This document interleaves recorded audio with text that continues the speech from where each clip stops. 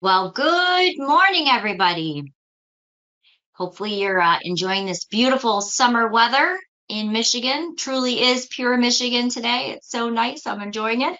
Finally, we got a rain here for like 7 straight days. So it's nice to have a little sun and some nicer weather coming in, especially for the 4th of July holiday. So if I haven't got to meet you before, if you haven't taken a webinar with us, my name is Colleen DeLang. I am a full-time staffer here at My Role Source. But I actually teach this class because I wrote this class being an agent myself for the last 24 years. I am looking for the easy buttons, the tips and tricks. And so really that's what we're going to take you on a tour today. All of the things that I wish I would have known 10 years ago when I started really getting into Paragon. And so really that's what I designed this class around is ways to save yourself some time, some money, some energy when searching in the MLS. So we're going to start off with just a little bit of housekeeping.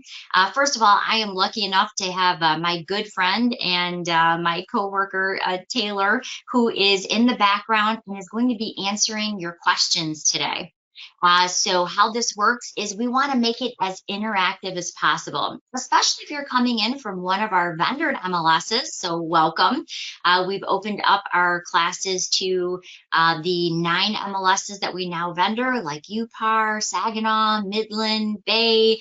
If you're coming in from ECAR or CBAR, so we're happy to have you here. We're going to take you on some basically a quick tour of things that you're going to want to know, some easy buttons. But if you haven't taken these classes before, if you're coming in from one of our vendored MLSs, we want you to be able to still ask questions. So in your GoToWebinar panel, which is probably minimized over at the right-hand side of your screen, might look like a red or orange arrow.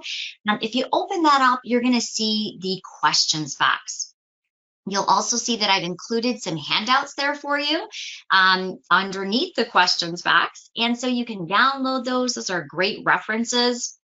Let me see what I included there this time. I included how you can go in and customize searches, how you can use the power search, how you can use the map searching, how you can change your reports and see different things. We're going to cover all of that today, but I'm kind of that person. If I take a class, I kind of like to have a little handout that I can go back to. You know, I might not do that particular thing for a couple weeks or maybe even a couple months. So I want to be able to jump back to that kind of handout and follow along. So what I'm going to ask is if you do have any questions, just pop those in the questions box. As I mentioned, Taylor's been kind enough to answer those behind the screen or behind the scenes. But if somebody could just pop in the questions box and let me know that you can see and hear me okay today, that would be wonderful. It just lets us know we're ready to go ahead. There's nothing worse than being a presenter and finding out like 5 or 10 minutes in that, oh my gosh, nobody could see or hear you. That is absolutely the worst. So great. Thank you so much for letting us know. All right, so let's get started. Today is all about those tips and tricks. When you're asking your questions as we start off today, if you have a question or you think, boy, I'm really struggling on how to do this, or there seems like there should be a faster way to do this, feel free to put those in the questions box too. So even if it's not maybe what we're covering right at the moment, Taylor's going to be able to answer those for you. If we're getting a lot of the same question, she might even pop in and say, hey, Colleen, why don't you answer this question? Or maybe if you need to see something again. We're going to cover a lot of information today. So I don't want you to be overwhelmed. I want to let you know that we are recording this entire class, so this exact class. So if you have to step away, hopefully to maybe bottom line an offer or take a call, we're recording this and you can actually fast forward right to that point that you missed. It does usually take me about 24 hours to get it uploaded, but I'm going to show you exactly where you can find it. All right, so with that, I am going to turn on my screen. And I'm going to turn off my fuzzy hair today so that you can actually see everything in full screen today. If you are coming in from one of our vendor MLSs, I did want to let you know that the center section might look a little bit different because obviously, if you're with, let's say, Saginaw controls that center section of Paragon that we're going to look at today. So yours might look a little bit different than mine, but don't worry. Everything else, everything that we're actually going to cover today is going to be exactly the same. So I'm going to turn off my hair there just so you can see past and kind of see the actual MLS screen. And where we're going to start today is really with just some basics, but I'm going to again show you the tips that I wish I had known 10 years ago that would have made my life so much easier. All right, so let's get started. There are several different ways to search in Paragon, and sometimes I think that trips people up a little bit. If you are depending on how or what you're doing is really the different types of searching that you're going to need. So let me give you an example. If somebody just called in and they said, Colleen, I'm in front of 123 Main Street. Well, the last thing I want to have to do is go in to a quick search and add a bunch of information, right? I really just want to find 123 Main Street or 123 Cherry Street. So in that case, the little power search right up here at the top is perfect because the less information you have, the more information or the quicker you're going to be able to return a result. So it's kind of like Google. Think of that power search as kind of Google-esque. If I only know that they're sitting in front of 123 Cherry Street, I want to be able to find that fast without having to ask a bunch of different questions. And the cool thing about the power search is active and pending listings are always going to shoot up at the top. So that power search, if they are sitting in front of 123 Cherry Street and it's active or pending, that's the first thing that's going to come up.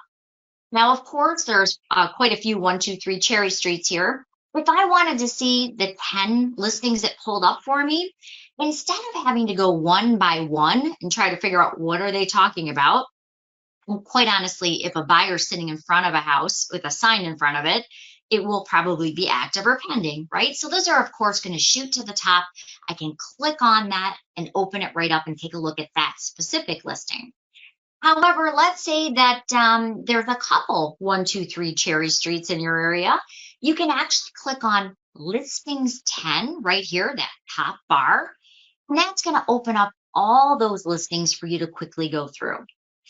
When people open up their search results, a lot of times they don't realize that they can even customize them by kind of like thinking of your search results as an Excel spreadsheet. If I wanted to find all the actives or all the closed, I can simply click on the column heading and it will sort them. I have a little OCD, quite honestly, so I like things to be sorted. I'm always looking for a particular order, but there are also some easy things that you can do to add in fields that might help you find exactly what you're looking for. For example, one of the things, if I am bringing up a bunch of active listings, I have been doing this 24 years, so I know a lot of the great agents in my area. So if I wanted to, let's say, see who had that particular property listed, well, I can add in things to my search results like the agent name so that I can quickly see exactly who had that property listed. So there are ways that we're going to show you how to customize these things so you can even add things that might be important when you're searching. Now, the reason I bring up agent name is you can really customize what shows up in your search results.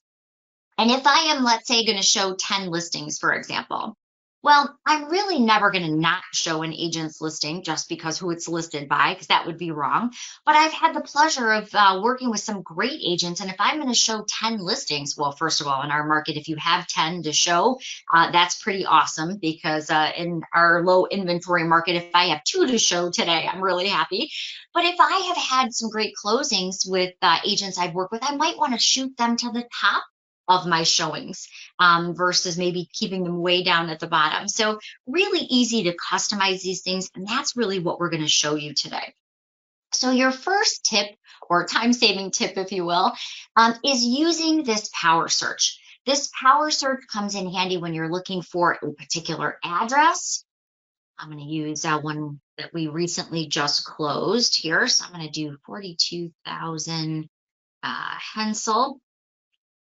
All you have to do is start typing in that address. And what happens is it's going to, again, pull up those active and pendings first. If there are multiple records, you can go ahead and click on that, just as I showed you that listing one. That's going to allow you to pull up all of those records at once. All right. So it makes it much easier to find exactly what you're looking for. Let me click back on the page here.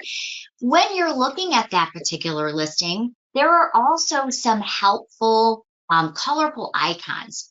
And these colorful icons are really what we call quick action links.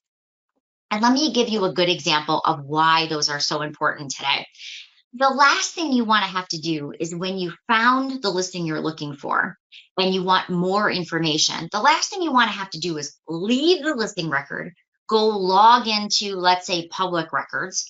Now you have to find the municipality that you're looking for, right? Now once you find that, you've got to put in the address that you're looking for. So the last thing you want to have to do is open up all of these different programs. For me, I'm always looking for the easy buttons, and that's really what these colorful icons that you see right over here to the left, where you see my mouse. These are going to take you into all different programs for this specific address. So you're probably thinking, well, Colleen, why is that important? Well, the last thing, again, you want to have to do is open up 5 different programs to see what you're looking for this specific property. So that's where these colorful icons really do come in handy, is they're going to take you into things like, let's say you wanted to run some numbers to figure out what their payment. Maybe they're looking for a particular payment of $1,000 or $2,000 a month. You want to open up those mortgage payment calculators and have all the taxes and important information, maybe the HOA inserted in there. So that's what the first one that you see here is. The second one is your history, the property history. Has the property been listed before? How many times has it been listed? What are the cumulative days on market? All of that great information is going to be right under that history. When I'm ready to go in and I'm ready to, maybe it's an active listing and you're ready to go ahead and maybe you're writing an offer on this property and you want to quickly review the seller's disclosure or the lead-based paint disclosure. I can go right to this documents and I can see all of that right from here. So the idea is I want to have everything right on the listing ticket that I need. Here's a little cheat. If you are using Transaction Desk, the really cool thing is if you write an offer using Transaction Desk, it will actually pull over the lead-based paint disclosure, the seller disclosure right into your transaction so that your clients, when they're signing all of their purchase agreement, your buyer's agency agreement, and all of those documents, those actually migrate right into the transaction for you. That way they can sign everything all in one step. So we're going to cover that a little bit later. But the idea is knowing that they're attached in Paragon means that they're actually going to bring right over into your transaction side. Now, I know not everybody on our webinar today is using Transaction Desk, but that is one of the built-in integrations that we've completed. So when you do want to write an offer, it just pulls those documents right in. So everything's in your transaction ahead of time. Now, when your buyer is going to sign those forms, he can sign those seller's disclosures and lead-based paint disclosures at the same time, making it much, much easier. All right, so hopefully that kind of makes sense. Let me go back to those colorful icons. We'll look at a couple more of those. There's also obviously the map, so you can see exactly where that listing is located. And pretty much if you just run your mouse over these icons, it's going to tell you exactly what they do. For me, I always like to check the realist or the public record, especially if you're getting ready to go and list a property. So instead of having to log out or go into Realist and then find the municipality again, type in all of that additional information, I can simply click on that red button.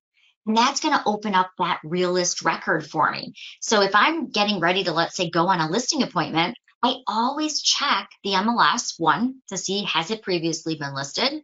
How long ago did they buy it? What type of financing? What was the price when they purchased it? You're checking out all of that, right? Now, the next thing I want to do is check out the public records. I want to see the additional information, like how many bedrooms, how many bathrooms. I want to see what's the square footage on this home. when was it built? And I can see all of that coming in directly from Realist. I can see what the taxes are on this property. I can see that right here it has 1,384 square feet. It has a full basement. And if there is, now the cool thing about this is Realist is actually a combined source of information for a property. What that means is the tax records are incorporated with old MLS records as well. So the MLS clearly says it's built on a basement, but the tax records give you even more information. Yes, it's built on a basement, but it's a full basement. Down here, I can also see that there are 1,384 square feet. That's our square footage. I can also see, again, our year built. If it has an attached garage, which this one did, just closed this up last week. It has a 2-car, so I can now start really doing comparables when I'm getting ready for my listing appointment. I can also see how it was purchased. And you can see this is very accurate. This just actually recently closed, and it's got that closing record in here for the closed price, the closed date. All of that is listed right here. So as we go a little further, I can see when they purchased it. I can also see if it went into foreclosure. I can see if they refied on it. And why that's important, especially right now, is we know that buyers are paying a little bit more for homes right now, right? We're in such a low inventory market. Buyers are paying up here. If they just purchased this, let's say a year ago, and they're getting ready to resell, well, they most probably are, you're going to need to know what they purchased it at, if they've taken an equity line of credit, or if they've done a refi in the last year or two. You're going to need to know that when you're getting ready to net them out. So those are all, especially if we see any type of shift in the market, you're going to want to know exactly where they bought in at. If they refied, if it's gone into foreclosure. Sometimes I've had this happen, unfortunately, a couple of times. Sellers get a little nervous about telling us that right away, right? We're sitting at the listing appointment. They don't want to share that just yet. So having it in here obviously gives you the opportunity to talk with your seller about that as well. So Realist is a great way to get that additional information on the, not only just from the assessor's office, but it also gives you that MLS pass data too, and it combines those so that you're able to get all of that information in one record. So I'm a big fan of doing my homework, especially if you're going on a listing appointment. And again, that's so important today so that we have all the data. All right, so I'm going to go ahead and close out of Realist. We'll go back to that MLS ticket, talk about a few more of these. You obviously will see the map link to Realist, which will give you even more information. There's the RPR property details, but each one of these is really designed to give you more information on that specific property. Not everyone is going to have each one of these. So it does depend on if you're coming in from one of our vendored MLSs, you may not see every single one of these icons. However, most of you are going to see most of these icons, as well as there's one at the end that even takes you into the BS&A record. Now, if you're not familiar with BS&A, BS&A is actually the assessor's office online, if you will. Not every area has this set up, but there's a lot going on so that Michigan municipalities are required over the next 5 years to actually put their records online so that people can see them. So having the online server connected directly to that listing gives you the ability to go right into all of the assessor's data. And I love this because it allows you to see everything from unpaid water bills to assessments that may have been assigned. So I always click on that. That it kind of looks like a garbage can, if you will. I apologize. It's supposed to be a government pillar, but it takes you directly into that property record. As I mentioned, if there's unpaid water bills, many of the municipalities, so right now they owe $8.48, again, because we just closed on it. We made sure that water bill was current for the new buyer, but right now they owe $8.48 for water. It will show things like the assessments. It'll show the previous paid water and sewer bills. As you can see, when we closed, there was a $105 bill that was paid. It'll show when the meter reading was done. It'll show things like tax assessments, tax information. It'll even show pictures and floor plans of the home. So it's a really great way to see exactly what the assessor has on record for that property. Things like the lot sizes, the frontage, all of those great things are included right on that listing ticket. If I go down further, again, it's going to show me more detail, like how big the deck was. Now, each municipality is different, and I'm not going to say that every municipality does a fabulous job of getting every piece of information in there, because everybody's different. Some of the smaller municipalities, they only have, a part-timer entering information. So they may not have as much detail as you're seeing here. But I love this because as you go in, you can see building information, you can see the sales history, lengthy legal descriptions are spelled out here. So it's a great way. And by the way, whenever I'm preparing for a listing, I actually save this record and I bring it directly into my CMA. Hey, So if the Colleen, homeowner can you says, show where that icon was one more time? absolutely, thanks, Taylor. Yep. The icon kind of looks like and I apologize again, it kind of looks like a trash can. It is not supposed to look like a trash can. It's actually supposed to be a government pillar, but when you stuff that onto a little tiny button, that's kind of the result. So how I got there, and I'll just close it so I can show you again. I just clicked on that little trash can icon looking thing here. And it doesn't delete the listing like you think it would. It actually takes you right into that BS&A record. Now, as I mentioned, not all of the vendor MLSs have it. Most of them are adding it because it's such a great tool that takes you right in. That deep linking is so important. It saves you so many steps. If you don't see it, be sure to check with your MLS. So if you're with Bay or Saginaw or UPAR, or if you don't see it yet, be sure to check with them and say, hey, I really like that deep linking. And that allows us to start working on that deep linking even faster if we don't have it for your particular MLS. Okay. All right. So I'm kind of going through these quick action icons. Another one that you'll be seeing is the single property website. I don't know if you've ever used this, but I have to give Taylor, who's actually answering our questions behind the scenes, I have to give her a lot of credit. She worked so hard to make this product, and she's done so much with the enhancements on it. It really, it's an amazing tool for showcasing your property. It's an amazing way to basically share your single property website out onto social media. It's a way that you can not only easily share it, but you can share it in a way. I'm going to grab a really fancy one that I found here just a little bit earlier. It's a great way that you can share all of your hard work and your high resolution photos out onto social media in an easy way. See, oh, that one's already pending this morning. It's funny, I picked a couple examples yesterday and went back in this morning, and so many of them already pending, which I guess is good. It's just I wish they'd last a little bit longer so we could showcase a few more of them. It seems like every time I pick a really good example, the next time I look, it's already pending, which is kind of a bummer, but we'll use this one just to make it get nice and simple. So I'm clicking on that single property website. And the first thing you're going to notice is on those single property websites, it's got these easy share buttons over here to the right. So I can easily share it out to Facebook. I can go ahead and put it on, I can tweet it out. I guess it's really not called tweeting anymore since it's X. I'm not sure what it's actually called now. I can go ahead and put it on Pinterest. I can email it out. I can share it out on LinkedIn.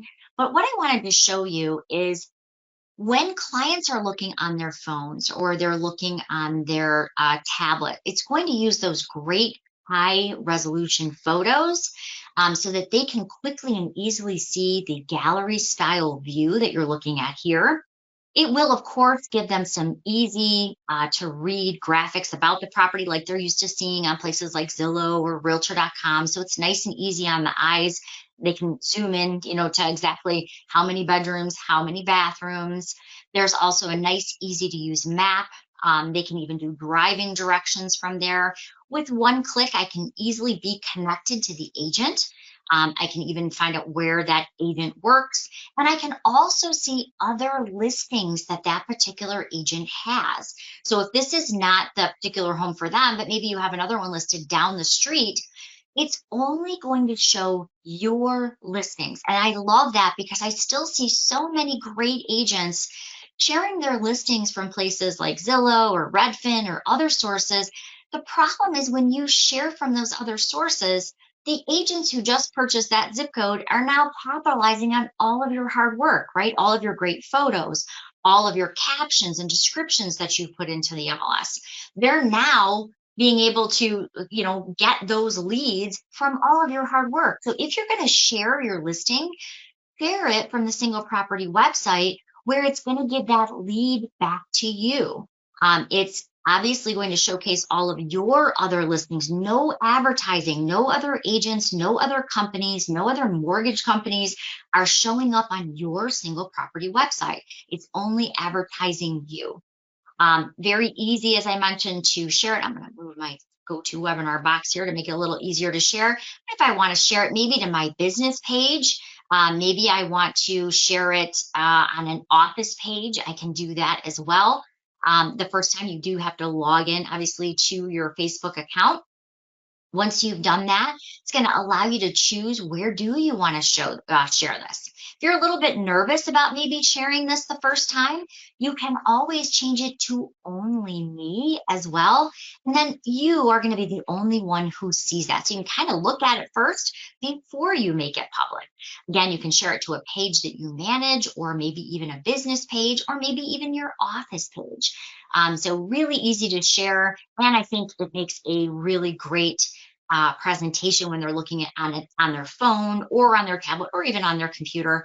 I think it's just very easy to do. And again, I did that by simply clicking on this little check mark. It kind of looks like a check mark and a house. And Taylor has really worked extensively on making that work so well. Another thing I forgot to point out here, if you have a tour or a branded tour, now the MLS, let me explain, allows you to put in 4 different types of tours.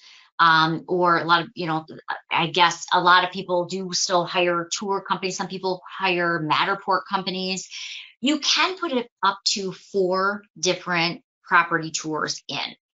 However, if you put a branded property tour, and we're going to talk more about that in a few moments, it allows you to put your contact information in. And I know you're thinking, wait, we fine for that. And you're right. In the regular tour fields where you add things like your virtual tours, you can only put unbranded tours. And what that means is, because agents have their clients set up in things like the Collab Center and other great tools, you can't have your contact information going out automatically to their clients, right? Because they're working with an agent. But there is a place in Paragon, I'm going to show you that today, where you can actually put a branded tour that has your contact information. It can be you walking through the home, even on your camera, on your cell phone, giving your own tour with your own contact information. And when you're sharing it through the single property website, it will pick up your branded tour. So that means if you're sharing it out on social media, you can even give yourself even more exposure. You can put a more detailed message with your contact information. And that will show up right on your single property website. It'll show up right next to the contact information. And that way, and I'll give you a good example. I had a home just recently listed that was in New Baltimore, which is an area on the water. Where this home was located, though, no matter how I hired a great photographer, took pictures, I tried to put the captions in and descriptions, but no matter how I photographed this home, it looked like weeds behind and it was not weeds, it was an actual nature preserve, but all you could kind of see was the cattails, and no matter how I did it, even a photographer could not get a good picture that showed it was a nature preserve with these nature trails. It just looked like tall cattails behind the house.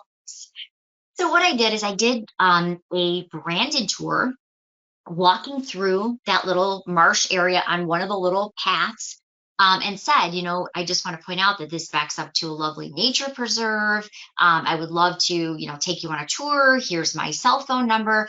That would be considered a branded tour. So I could give more information. And even though that's going into the MLS, that's only being picked up on places that allow for a branded tour, like your single property website or maybe your own personal website. And it knows in the MLS where to direct those different types of tours. So the cool thing is your single property website that we're looking at right now, when you're promoting your listings, it's grabbing your branded tour and it's giving it more exposure by putting it out onto social media. So huge thank you to Taylor, who made that look so nice. She's always working on enhancements. It does show things like if you have an open house coming up, there's even more to this. So definitely check out the single property website when you're getting ready to promote your listings. All right. All right. Hopefully I've said enough about that. Let's go back to Paragon. But all of these, of course, are located directly on the listing ticket themselves. Now, you do notice there's one icon missing on this particular listing, and that's because the agent has not uploaded their seller's disclosure or lead-based paint like they're required to do. So you can see that's not here. But as I click on any one of these others, like Cloud CMA has a great property report. You can also pull market stats on this particular property. These are all done, or schedule a showing right through ShowingTime, right? These are all being done right through those quick action links. All right. So just to kind of give a quick recap, how we started here is we went up to our power search. We simply typed in a listing. You can find it by MLS number. You could find it by simply typing in the property address. I type in my Hensall again, it pops right up. So if you are getting a call and you don't want to enter a whole lot of information, you want to find that listing very quickly, that's really the idea of the power search.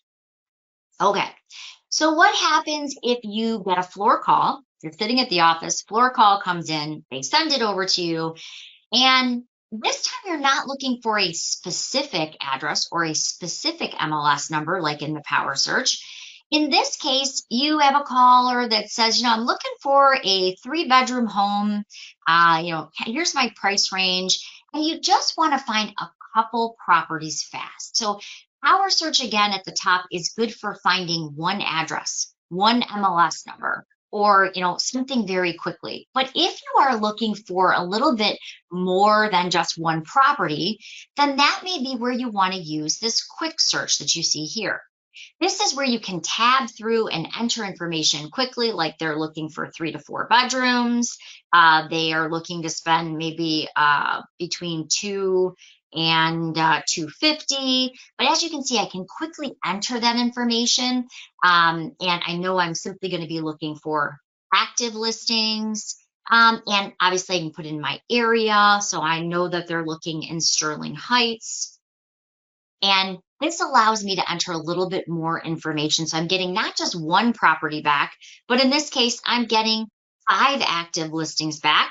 I'm going to go ahead and hit that search button. So the different types of searching, which is where we started off, if you're looking for one property, power search at the top is awesome for that.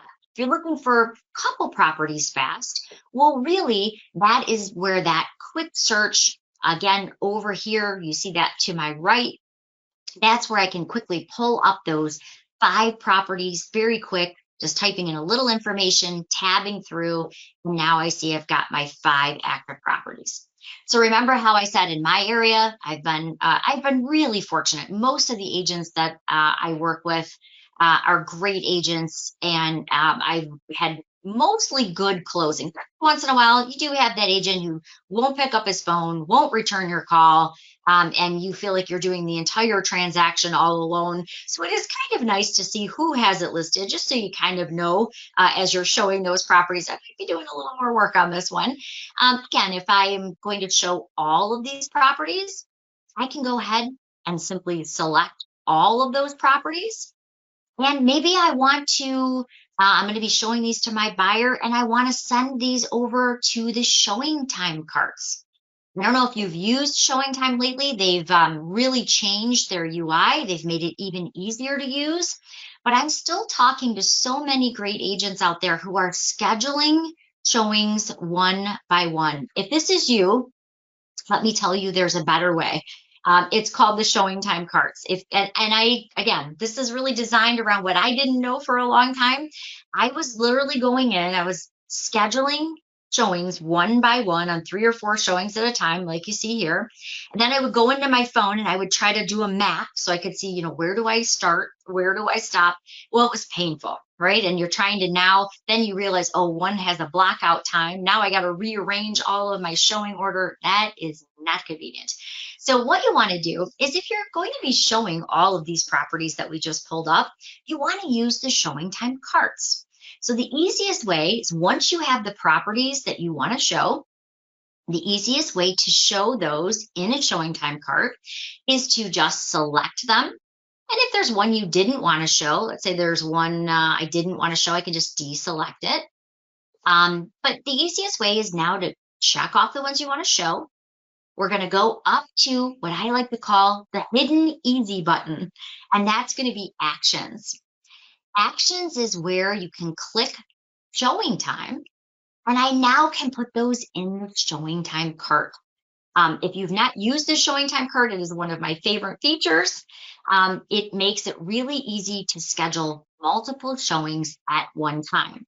So you're going to hit Add to ShowingTime cart, and you're going to pick the day. So I'm going to say I want to show these properties tomorrow, and I'm going to show them to Barry, my buyer.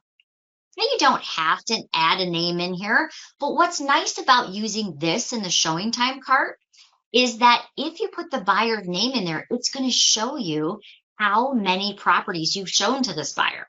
So let's say that you've been looking for a month, and the buyer sends you a couple houses he wants to see. You can actually, it will tell you if you showed this to that buyer before. Maybe it was off the market and now it's come back on the market. Maybe it had a bad home inspection or something like that. It will show you all the properties that you have shown to this buyer, and it will keep track on average how many properties you're showing to your buyers. So it does some really cool analytics behind the scenes as well. So I'm going to say, yep, we're going to show this to Barry, our buyer. This is definitely my favorite part. Now that I'm in the ShowingTime cart, I can see if it requires an appointment or if it is a go and show, which means as soon as I request the appointment, I'm going to get that lockbox. If we're running out last minute, so let's say we're running out last minute to show this property. Well, I might want to show the go and show first, because I know we're not going to be waiting on the porch for the appointment to be confirmed, right? So I might want to put that in the first order. I can also see if there are blackout times, if there are times that a property cannot be shown, or if it's already being shown by another agent. Now, some agents do allow overlapping showing, so that's not going to show here. It does give you a notification, but I can see if there is a blackout time that property cannot be shown, or if that agent doesn't allow overlapping showings, I know that I can't show it in that window. I also like that it shows you the property order, but if I go down here, another really cool thing is, I'm going to try to scroll down a little so you can see it here. If I look at this, I can see that might not really be the best order, right? Because it's putting them in the order that I pulled them from the MLS. But maybe I want to do a smart route. Maybe I want to put that in a better driving order, which, as you can see, that's going to be right here, right? That makes a little more sense drive-wise. I'm going to go up from 1 to 2, going to show 3 on my way getting onto the freeway, and then onto 4 and 5. So it's going to put it in a logical driving order. If you need to change those, of course you can, or maybe you want to start from 5. Maybe you want to flip those addresses around. Maybe you want to start the other end. Maybe you want to start 1 over here in Madison Heights and work your way to number 1. You can drag and drop them, which I kind of find the easiest, but you can pick how you want to do that. You can also see, I'm going to click in here. You can also see if you wanted to pick a particular time. If it is a central lock, it will tell you here. It'll also show you your time window that you selected. And then all you have to do is pick the time. So I want to show it from, let's say, 11:15 to 12:15. And I want to also, now I want to do this one right before. I want to request that appointment for, let's say, let's do 9:15 to 9:30, we'll say. So I can actually start putting these in the order. But here's the missing piece. I'm going to scroll down here for just a second.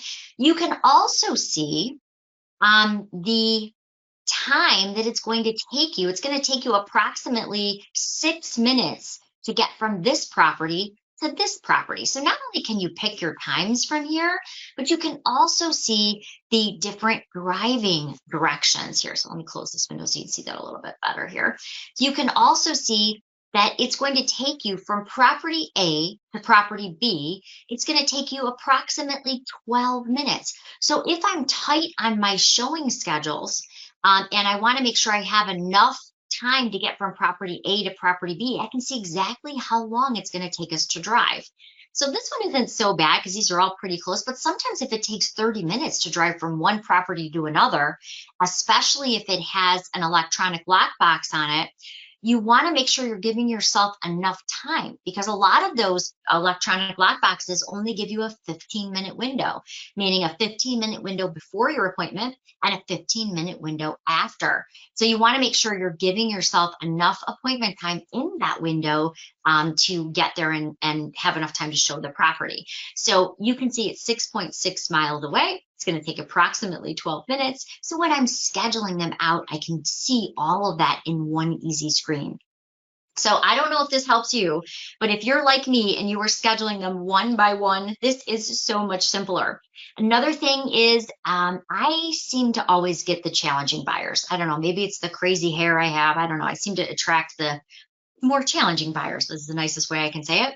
I always get my tour all set up, right? And I get all excited and I'm walking out the door. And then you know what they say? They always say, "Hey, great news. We just found one more house." And now you're like, "Oh, great. Got everything all set up." So don't worry. You can even add listings in on the fly. What I mean by that is you can go right up here to add another listing stop. You can simply type in that listing MLS number, and you can add a different MLS number to your tour, and you can put that in the order. Or maybe you're doing some relocation and you want to take that buyer to, I don't know, a for sale by owner, or maybe you're taking them to lunch in between a certain stop. You can even put another address. So let's say the for sale by owner isn't in the MLS, right? But you've worked out an agreement with that for sale by owner and you're going to be stopping by between property 3 and 4. You can actually add another stop into your tour. Once you've got your tour all set up, you can send out those appointment requests all at once. And the nice thing is, as they become confirmed, you can even do turn-by-turn directions that you can send to your buyers so that's right on their phone. They don't have to call you and say, "Hey, Rick, well, which property are we going to first? Which one are we going to second?" You can actually send them the driving directions so that they know the order of the properties as well as exactly how to get there. It does work with Google Maps and Apple Maps, so that if you're sending it to your buyer on their phone, they can actually do those turn-by-turn directions right on their phone to make sure that they're right behind you the whole way. All right, so hopefully that is a little tour of when you find those properties that buyer just called in. You're taking floor time, you found the properties, now you want to schedule those appointments and get them in the car so you can start taking a look at those properties. That's an easy way by using those ShowingTime carts. All right. How, Taylor, do we have any questions at this time that we want to go over? There was one question that just came through. It said, how would we set up agent-only showings?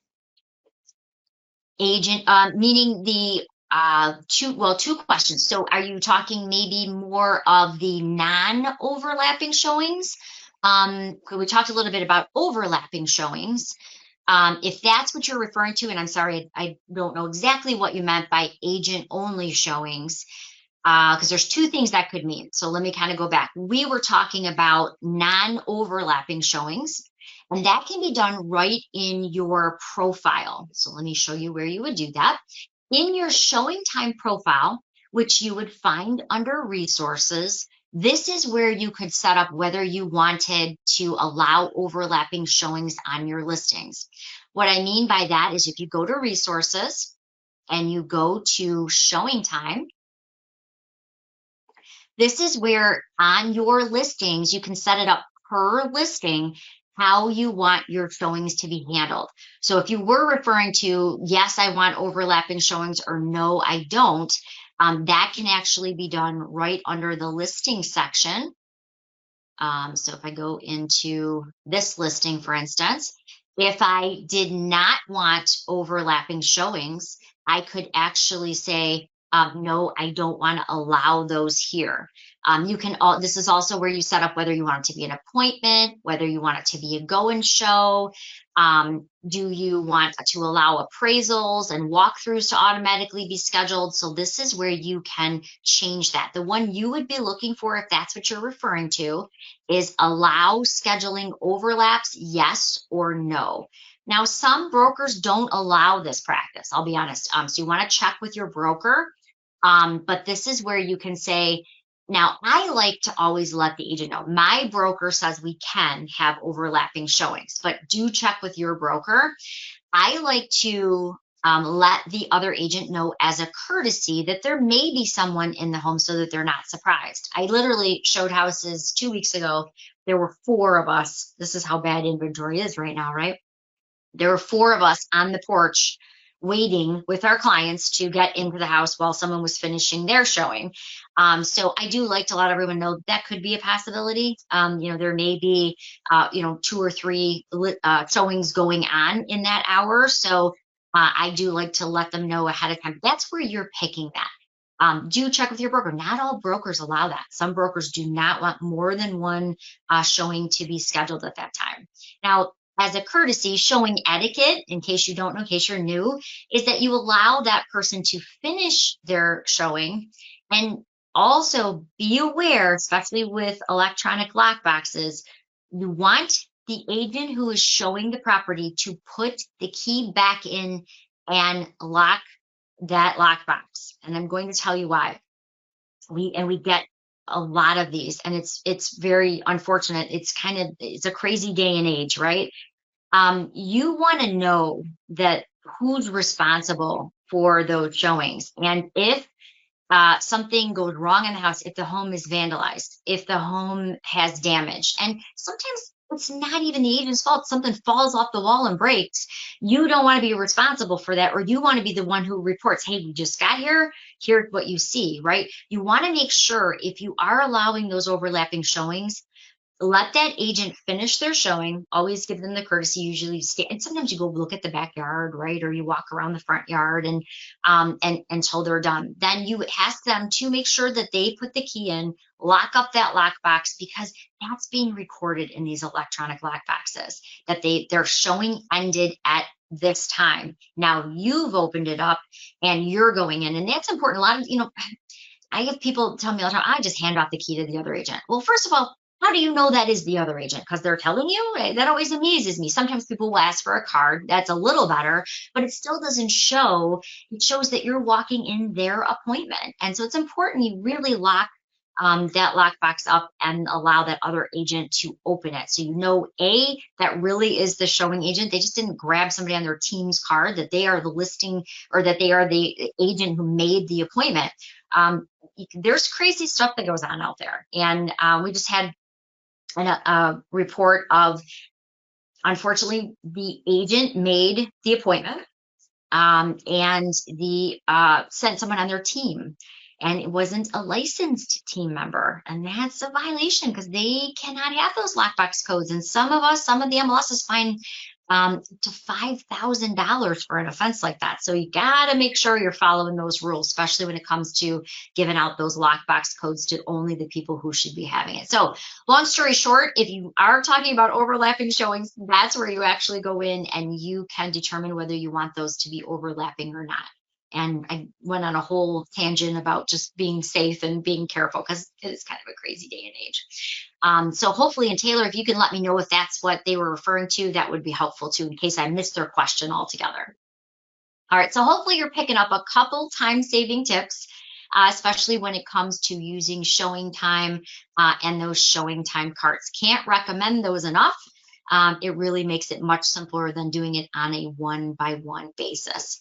Again, how Yeah, we got there. I think it was more not necessarily the overlapping, but just what she said was just the agent, no buyer to walk through a property. Oh, okay. Well, depending on like our rules for our MLS say that you have to have the licensed agent who schedules the appointment has to be present for all showings. So one, that should be in your MLS rules, and most every MLS that I'm aware of does have that in their rules. Two, that can be pre-populated right in your ShowingTime remarks. My company does that. Anytime a showing is scheduled, it automatically says that, right, and this is done on the listing agent side. In ShowingTime, it populates right into the instructions that the agent making the appointment must be present with the buyer, because there was a company, and I think maybe this is what you're referring to. There was a company out there a few years ago that had a new business model, and it was a frightening business model, and an agent actually lost a really nice luxury listing over, and it was very unfortunate.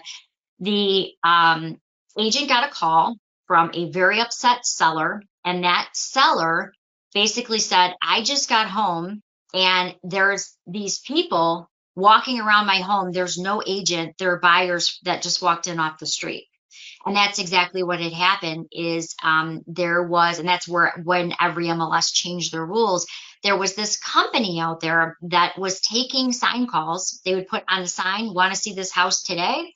And the concept of this new innovative business model was that you would call an office that was actually located in another state, by the way, which made it even worse. And there was one licensed person in that office for the state of Michigan. And they would, because they were scheduling the appointment, they would give the person off the street who they did not know, they were giving the lockbox code to that person. And they would literally have a phone consult to show the property, which frightened me in more ways than I can even tell you. Because one, how do you know it could be a homeless person off the street just wanting to go into the home, right? And you have no idea. So they're literally holding their phone. So when we got the complaint that was filed with the MLS, we were just blown away. We honestly thought that cannot be true. No one would be doing this, right? Well, they were. And so we actually sent one of our staff members who's a licensed agent to go and actually and see if that was in fact happening. And certainly that was what was happening is they literally walked our person through on their phone, gave them the lockbox code and everything. And so that's when all of the MLSs made sure we had that in our rules that the agent who makes the appointment must be present. So that should be in your MLS rules. Check with your particular MLS if you're not with My Real Source. If you are with My Real Source, it's already in there. We have hefty fines in place for violating that, but we also added into our showing instructions right within ShowingTime. So really good question. All right, hopefully that answered the question this time, but if I didn't, let me know. That's done right through ShowingTime too. Okay, let's go back into some of the time-saving tips now. Again, the quick search is perfect when you are looking to find multiple properties fast, put in your basic information. You can even tab your way through. Again, by hitting search, it brings up all of those records. And I selected all of them and went into actions. and showing time, and that's how we did our showing time carts. I usually like to show it to you, and then I like to kind of go back on how we got there. Here is another time-saving tip that I swear I did not know was here until my good friend Dawn Waldrop showed me, and I use it all the time now. So in Paragon, of course, there's these great helpful little icons along the top. But once in a while, if you are going into, let's say you commonly access your saved searches, or let's say you commonly are just searching for a residential property. Let's say you commonly want to go into market stats. You want to see what's going on in market stats. Did you know instead of having to click the icons and click into each one, there is a speed bar that is located here at the very bottom? Now it's a little bit hard to see, so I'm just going to kind of ask you to look down where my mouse is. Do you see this little speed bar? This speed bar is so cool if you want to do something often and you don't want to do any extra clicks. So let me kind of show you what I mean. Let's say for a moment, I want to go right into market stats. Did you know you can add that to the bottom of your screen and you can go directly into a program or a search right from the bottom? I did not know that was there. So if you knew it, you're better off than I was. Took me a long time to figure that out. I'm going to show you how to set that up in just a second. If you've not used Market Stats, this is one of my favorite programs. Not all MLSs have it, but again, if you don't see it in your area, be sure to ask your MLS if you're getting that. This is a great tool. Whenever I am going on a CMA appointment, I like to show the seller exactly what's going on in their area right now, because this market is changing fast.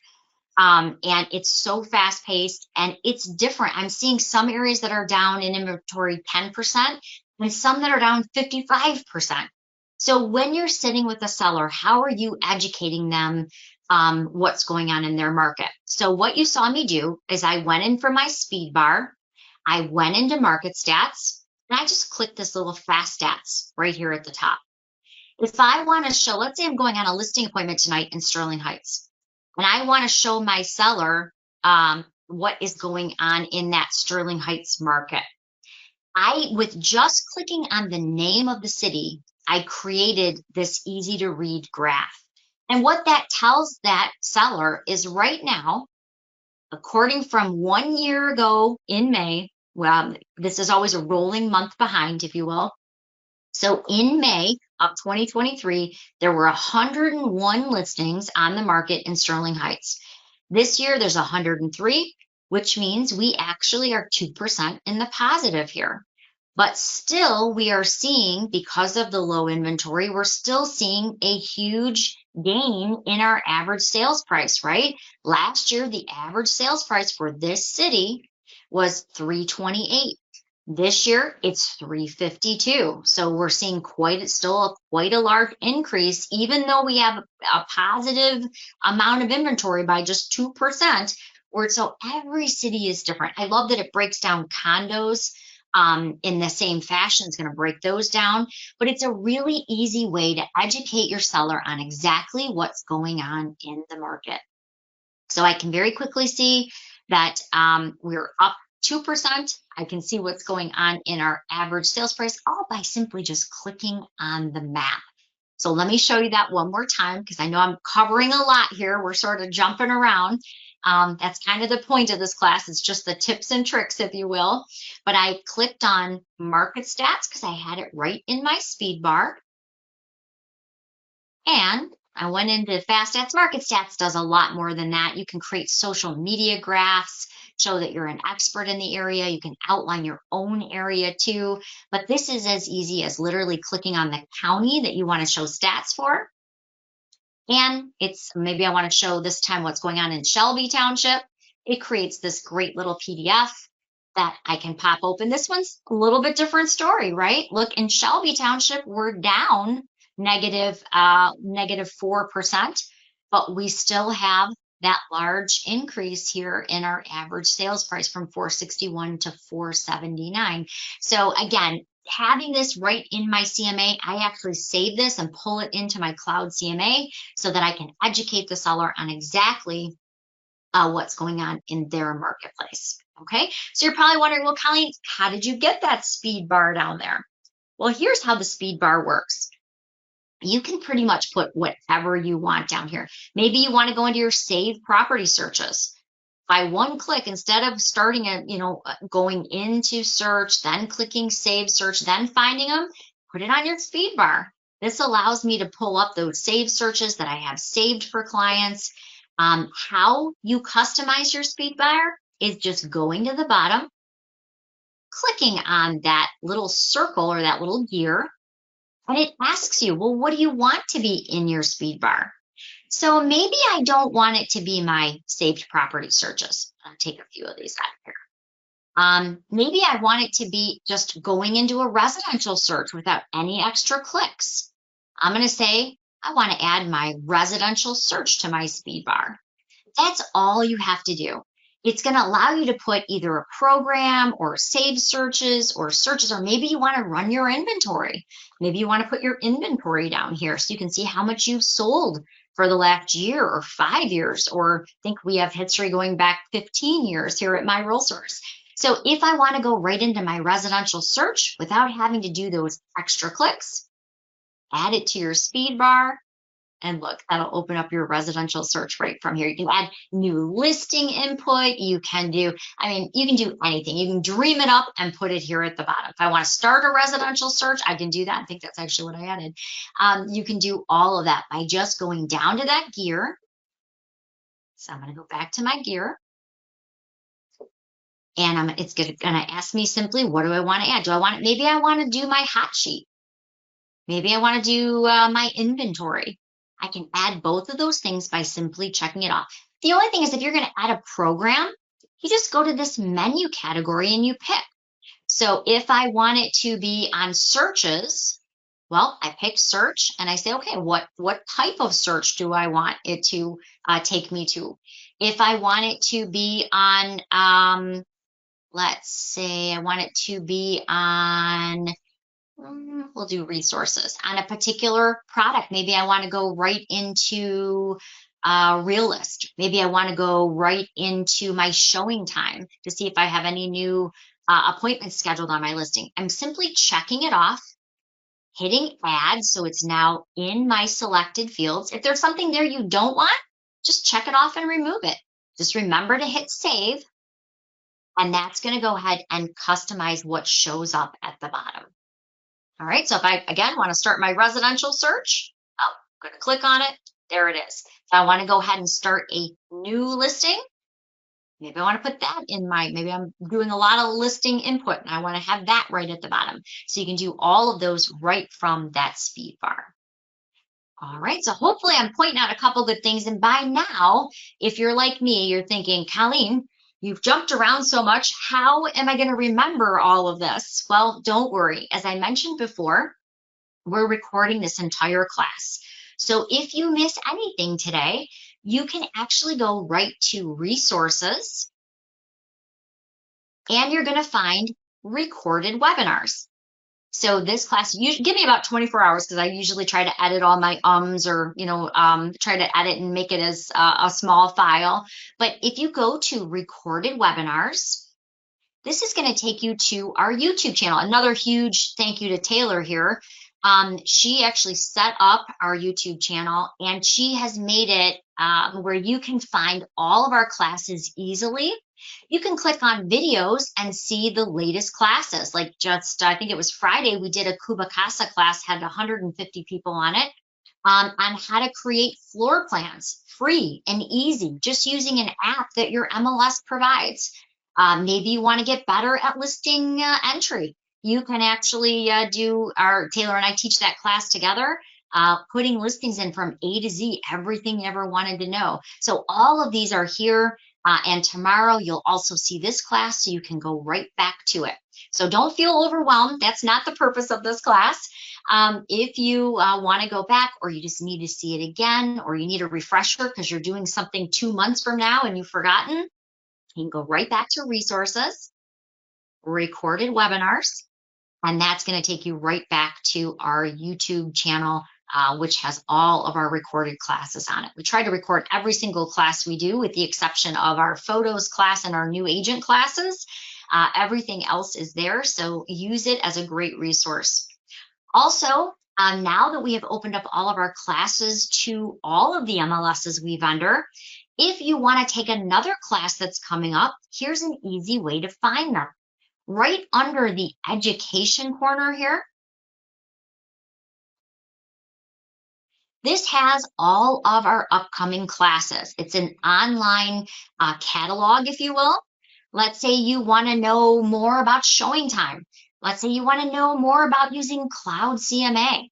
You can actually register by just clicking on the button. It'll take you to the registration page for that particular class.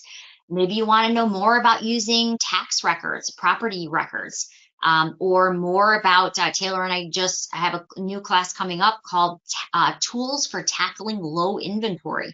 This is where she's going to show you her expertise in social media. Taylor has a degree in marketing and photography. She's going to show you some great tools that we offer, that are free tools that you can use right now from your MLS, so that you can capitalize on getting more listings. And then again, we also have Kubacasa in here. So some great learning resources. All of that can be found under resources, under the education section. So that is your next time saving tip, is don't be afraid to go in under education and find those recorded classes. Or if you prefer the live classes like we're doing today, you can find those there as well under the education corner. Think of resources as basically your toolbox. This is where you can find all of the great programs that you get through your MLS. You can go in and set up your profiles, but kind of think of that as your toolbox. So one of the questions that came up on the last time I taught this class was, Colleen, your screen looks different than mine. How do I get your screen to look like mine does? Well, as I mentioned, the center section is controlled by your MLS or your brokerage, depending on where you're from. So that part we're not really going to look at, because that's usually got upcoming classes or announcements from your MLS or association. But one of the things I struggled with as an agent, I did not like how Paragon was set up for me. This is how it looks out of the box. So if yours looks like this, customize it. I promise you, you will like it better. What I mean by that is you can drag and drop these boxes anywhere you choose. I prefer to have my quick search where I have all the information over here to the right, so I can simply tab through and enter a lot of information quickly. I also like my market monitor to be over here on the left side, so that I can see, how many new listings my office has, how many listings I have, what do I have coming up, is there anything expiring, that will show here in my expiring alert. I can see how many my whole company has, or even the market I'm watching. I like that at the top. The next one I like is I like to have my showing time here. I want to see how many showings got scheduled on my new listing.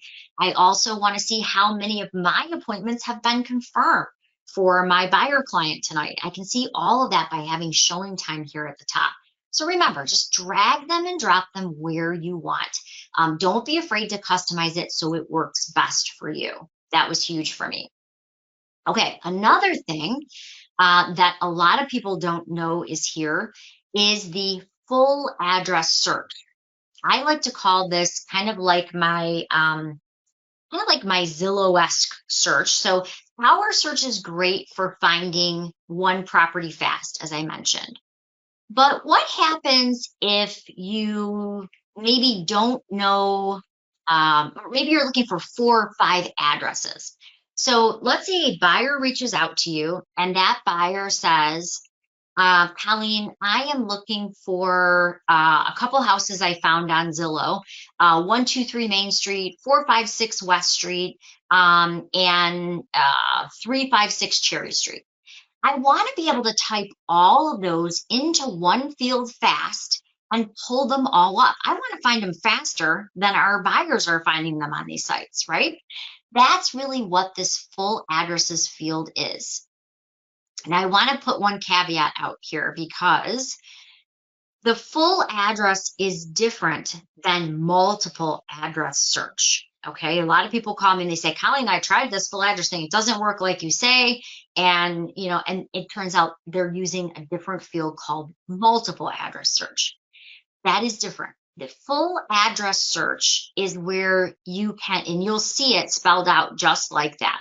It will say full addresses right here.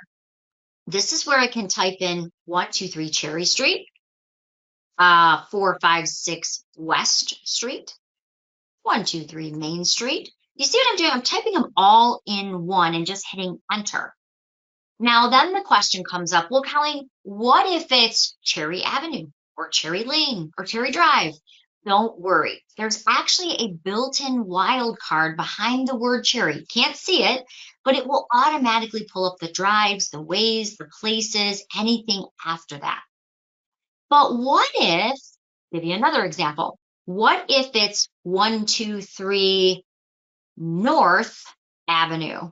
Well, you can always use the asterisk in that case. So let's say we'll say it is North Cherry Street. You can always use the asterisk before the street, so before Cherry, and I'm going to find whether it's North Cherry, South Cherry, East Cherry.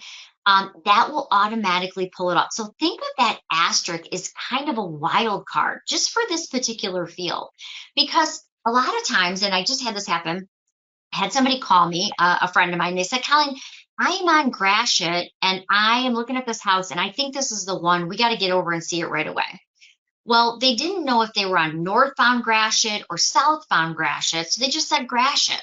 So when I typed in Gratiot, it didn't pop up. So I put the little asterisk in for before Gratiot, and then of course it brought up anything on northbound or southbound Gratiot. This happened to be North Gratiot. So the idea is that asterisk, if placed right before the Cherry, before the actual street proper, it allows me to pull up whether it's North Cherry or South Cherry to make it easy to find. So now I've been able to put in more than one address and pull them all up at one time, and again, see all of those results. So use that full addresses. It's a really easy way to pull up a bunch of addresses very quickly. All right, so hopefully, so that's your next time saving tip. Hopefully you're picking up a couple of things today that you go, geez, I didn't know that was there. That's kind of the whole intent of this class. Lastly, and where we're kind of going to wrap up, is setting up searches and looking for those added details. So where we started today was there's different types of searching, right? To kind of recap, power search, good if you want one property fast. I just want to find 123 Main Street. Quick search, good. I want to find a couple properties fast. Maybe I have a couple addresses they gave me. Maybe I'm talking to somebody taking a floor call. That's really where that quick search comes in handy. But the majority of us are actually looking for a full-on search, right? With that added detail. I want an attached garage with 2 cars in this particular area, 5 minutes from where they work, right? There's a lot more detail to those searches. So where do we do that? Well, that's going to be done under our search icon here. And this is obviously where you can search, and you can search for a lot of different things here, by the way. You can search for your inventory, as I mentioned. Maybe you want to know how much you sold this year. You want to check that too, because with data sharing, if you are closing a property outside your area, you want to make sure that other MLS, maybe that you're not a member of, gave you credit for selling their listing. So you do want to check your inventory. So again, you can check inventory, you can check upcoming tours and open houses, hot sheets. I always get this question here, so I'm just going to throw it in. This is a freebie, by the way. If you run a hot sheet and you want to see, let's say, everything that expired yesterday, and you want to call for sale by owners, that you can do in the hot sheet. You can also see things that came back onto the market or changed price in the hot sheet. So hot sheets are awesome. If you want to know what the auto hot sheet is and what the difference is, because everyone used to ask me that, and I'm like, geez, I don't know. So another thing I didn't know, hence the class. The auto hot sheet is the last time you logged in and ran that report. So for instance, if you, let's say you call for sale by owners, or I'm sorry, let's say you call expireds every 5 days, and you got your expireds, you called them for today. Now you want to go back in and run the hot sheet, but you don't want to see all the ones you've already called. You want it from the time you opened it last. So you called those people. Now you want everything new. That's what the auto hot sheet is. It's kind of where you left off. It's going to give you everything from there. So you're not going back and having to review the ones you've already done. So that's kind of the idea of the auto hot sheet. But in this case, we're going to do some searching. So we're going to set up a buyer so he automatically gets any new listing that falls into his criteria. So we're going to do a residential search. So we're just going to kind of keep it run of the mill today. But we're going to say this particular buyer is looking for a single family home. As you can see, I've added some fields here, so they may look a little bit different than yours. You can add or remove any field you like. I was teaching in Detroit a few months back, and they said, Colleen, Detroit is so big, we need better ways to search. We like to search by zip code in Detroit. And so I said, great, let's add the zip code field in. And they're like, can you do that? And the answer is yes, you can add in whatever field is going to make your searching easier. How do you do that? There's a little customized gear, just like I've showed you in a few other spots, like we were looking at the quick search below when we added that speed bar information. You can simply go to the fields you want to customize. If there's a field you want, you can add it in. If you don't want that zip code field in there anymore, you can also pull it out. Just remember to apply and save your search. Now you can see that's going to pull zip code out of my search. So you can add things in, you can remove things. Don't be afraid. You can always go back to the default too. You're not going to screw it up, but make it easier for you. I don't always want to scroll all the way to the bottom for important fields like school district that I use a lot. That might be one I want to have right up near the top. So the idea is make sure you've customized it. By the way, one thing I didn't show you there, I apologize. I'm slacking a little here. You can drag and drop those in the order you want. So if school district is really important to you and you always have to scroll down to the bottom, don't do that. Grab it and drag it to the top. I'll put it right next to area here. I'm going to go ahead and I'm going to apply that. So instead of always scrolling down for that important field, you can see it's right up here at the top now. So don't be afraid to customize your search, drag and drop those into the order that makes it easier for your searching. Everybody does business differently. They do different areas. They may specialize in different things. So move those fields up or down as they become more helpful to you. All right, so I'm going to say we're looking for a single family home again. I'm going to, here's another good tip. If you're coming in from especially from our vendored MLSs, I was a little confused by this. And I'm going to be honest, in my blonde brain, I was kind of thinking, in Michigan, there would be one Clinton Township. In my head, that's the way I thought it would work. When I came into Paragon the first time, now that we have 97% of the state in our data sharing, meaning that we share with 97% of the state, I was absolutely shocked to find out that there are 5 Clinton Townships in the state of Michigan. I was totally shocked by that. I thought in my head, Clinton Township, there would be 1 per state, but no, there's actually 5. So when I was setting up my buyer search, I can't tell you how disappointed I was when I knew that there were a bunch of homes in Clinton Township on the market, but my buyer wasn't getting them in his in his prospecting that was going out to him, sending him all the new listings. He was getting nothing. And I'm like, now why is this? I picked the wrong Clinton Township. So you're probably thinking, well, how would you know which Clinton Township? By the way, this is the case for Houghton as well. There are multiple Houghtons in the state of Michigan. So I'm just a little baffled here, like, how do I know which one is the right one to pick? So I typed in Clinton Township and I see these Clinton Townships and I'm thinking, well, which is the Clinton Township that I want? How do you know? Well, actually, what I didn't know is there's a trick around this. If you know the county that Clinton Township is in. Happens to be the one I'm looking for is in Macomb County. You could go to that county field, type that in. Now, when you go to area, you only see the one Clinton Township. So that's one way around it, right? But for me, that was okay. But I wanted something a little different. I wanted to know, looking at it, which Clinton Township would be in Macomb County. So here's another tip. In county, when I start typing in Macomb County, I can see that 50 is the county identifier. Therefore, when I go to area and I start typing in Clinton Township, I know this is the Clinton Township that's actually in Macomb County. Now, I'm showing you this for a whole different reason. So I know, follow along with me. This is a couple more seconds. I promise I'm going to make it make sense. So that's a good identifier, but let's face it, we're not going to memorize all the county codes, right? There are, 84 counties in Michigan, so we're certainly not going to do that. But I'm going to tell you why I'm showing you this tip. I did not know. I had an investor, and he was looking in several counties, in 3 counties to be exact, but there was a couple cities in those counties he didn't want.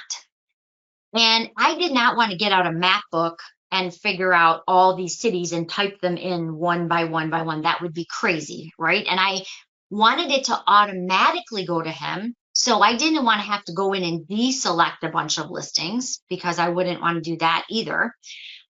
So here's a little tip I did not know. And when I found this, I said, I'm going to show everybody this because they probably don't know it's here either. When you are trying to find a big area and you want to simply exclude 1 or 2 cities, there's an easy way to do that by using the magnifying glass to the right. So let me show you. So in this case, I'm going to say my investor wants everything in, we're going to say Macomb County just because I know it the best. So I know that starts with 50. So I go into this area identifier and I say begins with 50, enter. This shows me every single city in that county. And actually there's 2 pages, so I'm going to change it so I see both pages here. This shows me that there are actually 26 cities in Macomb County. If my investor wants all of them except, let's say, Chesterfield, East Point, and Lenox, instead of me going in and just drawing out the areas or getting a map out and seeing, okay, which ones, he said he wants everything in Macomb County, but these 3 cities, I can very easily just deselect those 3, and I brought all the additional cities over. You see how easy that was? And you can do that with your county too. Just my key points here are, all you want to do to make that happen is find out that county identifier. So let's say you are in, I'm going to use Genesee. I'm going to type in the word Genesee. I see it starts with 25. So if I wanted to see all of the cities within Genesee County, so I could just deselect 1 or 2, and you can do this with multiple counties, by the way, I'm going to say that I am going to go to area, the magnifying glass. I'm going to change it to begins with 25. Here are all the cities in Genesee County. If I wanted to select them all and maybe deselect, there's actually 33 here. So I'm going to see all of them by going to 50 in my page view. I can see all my cities here now. I'm going to select them all. But maybe he doesn't want, and I don't know these cities, I'm just going to pick them at random. Maybe no Fenton Township, or Clio. I'm going to deselect those 3. You can see how very easily I've added everything but the 3 he didn't want. All right, so hopefully that is making sense. Just a little tip, again, that I didn't know that I wish I would have known a lot quicker. But I'm just going to put in some basic information just to do, I'm going to set up a quick search to set up my buyer with that automatic email. So it's going to tell him what is going on the market immediately as it does. So I'm going to say I'm looking in Sterling Heights. I'm looking for just things that are for sale. He's not interested in leases. I'm also going to say that he's looking between, I'm going to say between 400 and 500,000. Hopefully I even get a search result of that. I know he's looking for just ranch style homes, doesn't want to deal with stairs. So I'm going to do just ranch style homes. I know he is just looking for active listings, right? Not going to send him anything other than that. How many bedrooms, how many bathrooms, does he want a base? I'm basically filling out all the criteria I know he wants. But what if there's a particular feature I know he doesn't want? And I will tell you, this is a true story. I had this happen. We had a great closing with just the nicest lady. One of those people who just through the process becomes not only your client but your friend, right? We're closing it up and we're sitting at the closing table and signing papers. And she said, you did such a great job for me. Thank you so much. My sister's looking now, and I just gave her your contact information. And I thought, oh, this is going to be wonderful because she's such a nice lady. I'm sure her sister will be too. No, no, not so much. The sister, not quite as friendly. My second call with the sister went something like this. She said, Colleen, if you send me one more yellow sided house, I'm going to get another agent. I don't like yellow siding. And first of all, I was a little taken back because I don't think she ever mentioned not liking yellow siding to me. So therefore, I could not filter that, right? And by the way, there is no button in the MLS that says take out all yellow siding houses. So I knew it was going to be a little more troublesome. But sometimes it is setting up this auto prospecting in certain ways that it does not include something that they don't want, or even that it allows you, the agent, to preview it before it goes to them. If you have those, as I like to call them, the challenging buyers. And so what I did for her, we did get to closing, but it was one of those ones that isn't really what I call a success story, if you know what I mean. In her search, I had everything come to me first. I approved it if it didn't have yellow siding, and then it allowed it to go directly over to her. In this case, if this happened to be something like a pool, maybe she said, Colleen, if you send me one house with a pool, I'm going to fire you and get another agent. I could go to this feature section right here, and I could type in must have, must not have, or I could type in must have at least one of these items in order for it to make it to this client. So let me give you a good example. If they just said to you, okay, Rick, it must have an attached garage. I could start typing in the word attached, select attached garage, and only things with an attached garage are going to go automatically to my client. If it's that lady, we'll use the yellow siding lady, and she says, you know what? It must not have a pool. I don't want to mess with the pool. We hate pools. We have no time for pools. We don't want to see a pool. Then I could do something like must not have above or below ground swimming pool. I could select those, and anything with those selected does not go to the client. How about if you have a client who says, I must either have an oversized lot or a pole barn because I have a home business and I need to be able to have a workshop in that area. Then I could select must have at least one of these items. And it would only go to them if it had an oversized lot or a pole barn. So you can actually choose must have, must not have, or must have at least one of these. I hope that's making sense. Now, when I say choose from features, I had no idea there were something like 9,000 features you could choose from. So let me give you a couple good examples that I didn't know were here. If you want to see the whole long list of categories of features, you don't want to see the list of features, trust me. You want to go to that magnifying glass to the right. And this is where features are broken down. So let's use this example. Let's say Taylor has a client and her client says, Colleen, we only want to see things with a finished basement. In that case, I'm going to select must have a finished basement in order for it to go automatically over to that client. Let's use the attached garage. Here's another really good one. So if I go to, excuse me, if I go to garage type and I do must have an attached garage, now they're only going to get items like that. Okay, But what if it is a client who says, I have a boat. I'd love to be on the lakefront, but I'd settle for canal front or riverfront or so lakefront is his preference, but as long as it has one of those selected and he can get his boat out to the lake from here, he's going to be really happy. So I would go to things like water features, and I could say must have either, let's do river access, lake frontage, could be on Harson's Island over here, or maybe a steel seawall that he could just tie his boat up, or it could be just full on waterfront. As long as it has one of those items, well, then it's going to be returned in his search results and go right out to him. So the idea is, hopefully you get the idea I'm trying to convey. It could be must have this feature, must not have this feature, or must at least have one of these features, so it goes to the client.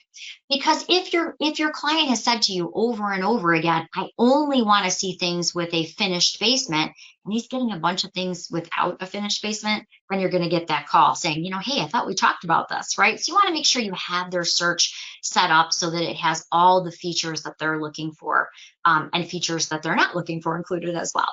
All right, so we've got our search now, we've got our criteria set up, and obviously I would put even more criteria in here if working with a buyer, but because I've only got about 1 minute left, I want to also show you how to set up that collab center. Now, there is an entire class on the collab center. That is not this class. That class is coming up, I think, next week. The collab center is really where you can do so much more with this search. You can set it up so automatically, not only does it go to the buyer, but the buyer can communicate with you. The buyer can do their own searching, but you get to see all of that searching as the agent. And there's even where they can see if you also have their home listed, they can see what's going on in the neighborhood around them, to see their competition, if people drop their prices. And the collab search really does so much more. You can do agent recommends. I set my buyers up in the collab center right away. As soon as I know that they're ready to go, as soon as they're a ready, willing, and able buyer, they're in the collab center. So once you have your search set up, I want to show you how to get started in that. Now, again, I do recommend taking the full class on that, but I'm going to go in and do a saved search, and I'm going to save this search with my buyer's name. So I usually like to call it, we're going to call this Sally Sellers search, just so I know what I've named that search. And you can set up multiple searches for the same client as well. But I'm going to say we're going to call it Sally Sellers search. And you could add a brand new contact, or you could, if you've worked with this person before, you can pull them from your contact list in Paragon. But I'm going to name her Sally Ann Seller. And I'm going to put in her email address.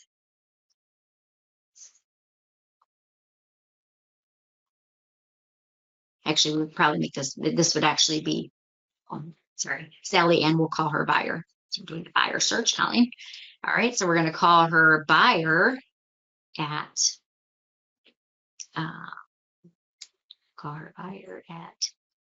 yahoo.com.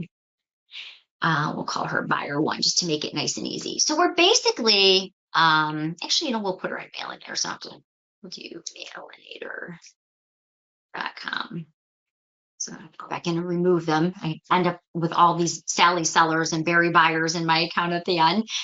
So I'm going to actually put in her email address. Now, once we've done that, we're just going to save and notify that buyer that they're registered in this new great tool. And I tell everyone that is on Realtor.com and Redfin, and that are all these buyers that are looking in these other sites, this is the site they want to search in. There's two reasons. One, if you're looking on Zillow and these other places that they all think is the gospel, right? They think, oh, well, it's on Zillow, it must be true.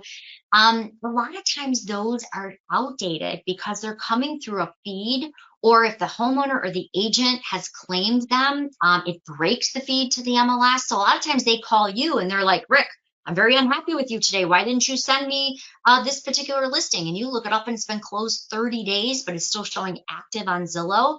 That happens a lot. This is different because this is the actual live MLS database. So if it says it's active, it says it's active to them. In 30 seconds, if you mark it pending, in 30 seconds, they see it pending. So there is no lag time there. You're seeing the accurate information.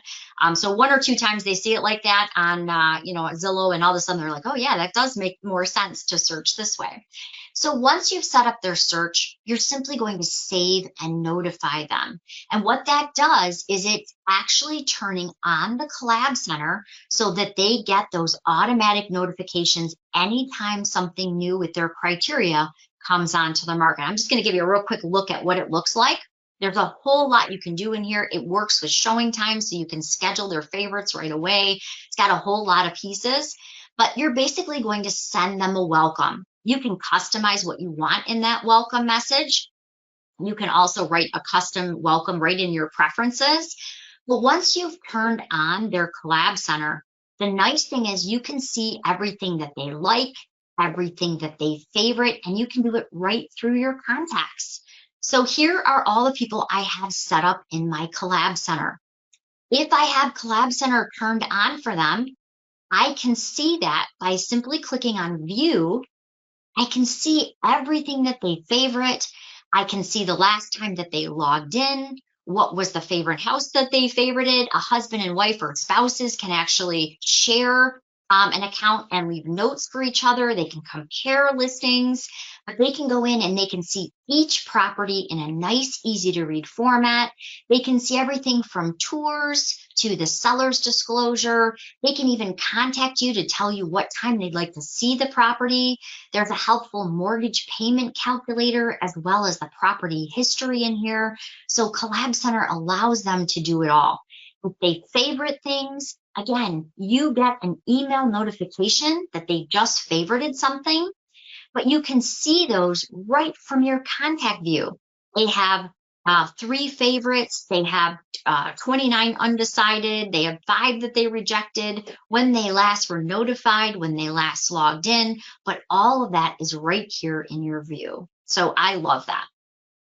All right, so that is the Collab Center. Now, Collab Center does a whole lot more, and I wish I had time to take you on the tour today, but because of time constraints, we're going to go ahead and stop here. If you haven't taken the Collab Center, you can do things like agent recommended, agent previews.